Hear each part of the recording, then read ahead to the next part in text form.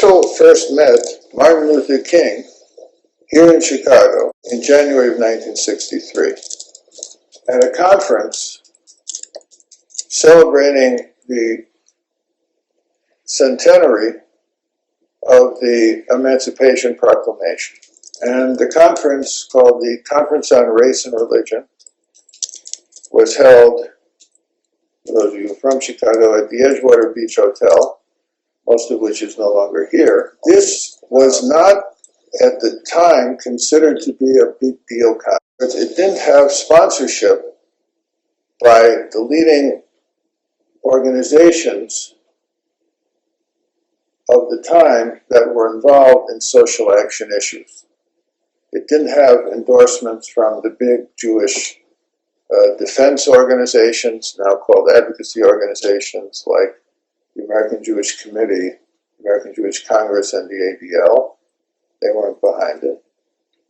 It didn't have endorsements from the Archdiocese of Chicago by the leading Protestant churches.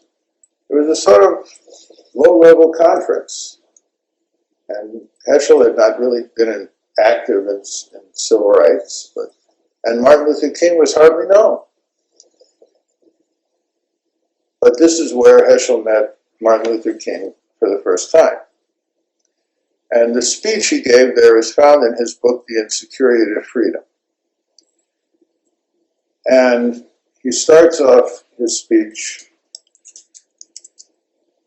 by saying, here we are at the Conference of Race and Religion, but the first conference on race and religion was held in Egypt thousands of years ago, and the participants were the Pharaoh and Moses. So this, you have another theme, very strong in Heschel. Not what does the biblical story mean, but what does it mean to us now? The name of the speech he called The Segregation of God. Now, a normal person looking at that says, well, it's obvious what this means. It means that people shouldn't be segregated, and if you segregate people, it's like segregating God from people. It's like not letting God in.